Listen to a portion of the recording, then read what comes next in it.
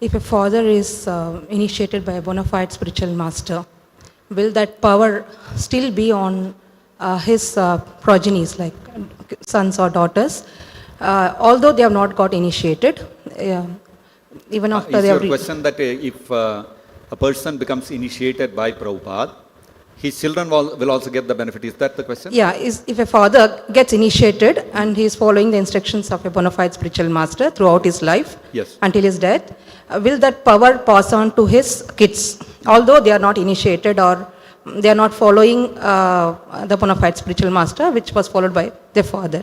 There are two things we have to consider in this. When there are family members of a person who is initiated, who is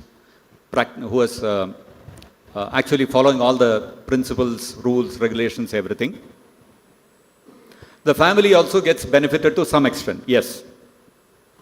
It's a Vedic principle that if the wife is serving the husband sincerely in assisting him in rendering his services to his Guru Maharaj, then even if the wife doesn't engage in direct service to the spiritual master, she will get 50% of the spiritual benefit of what the husband is advancing.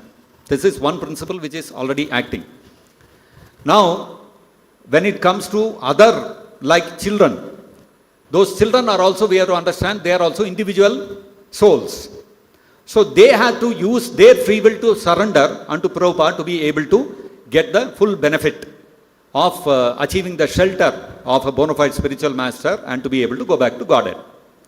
But at the same time, also another interesting thing we can understand from the example of Prahlad Maharaj, as Narasimhadev states, when Prahlad Maharaj asks that my father was a great atheist, but please forgive him and liberate him.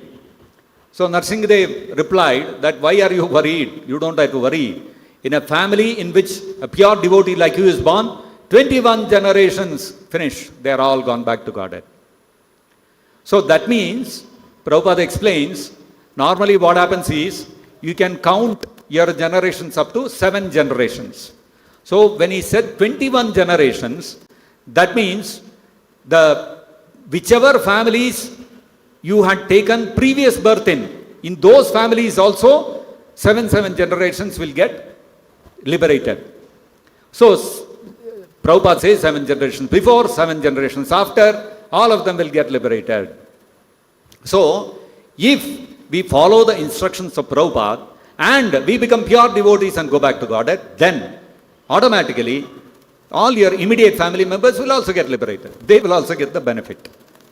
So, that benefit, of course, will accrue if they also take the shelter of the pure devotee. So, there are multiple things which are acting, and if a person becomes a devotee, he follows Prabhupada's instructions strictly, then eventually Krishna will guide all the souls who are connected to him as his family members.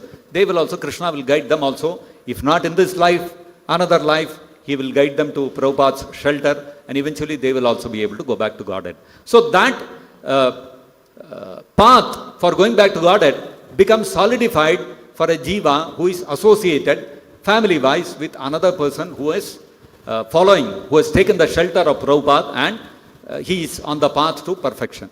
So if we take shelter of the lotus feet of Prabhupada and we perfect ourselves, then our family members, their path back to Godhead becomes established. It becomes cleared.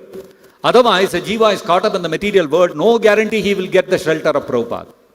Right? No guarantee that he will get liberated. But if by some great fortune, we are family members of somebody who is a devotee of Prabhupada, or a disciple of Prabhupada, and he perfects his life, then our path back to Godhead gets opened up.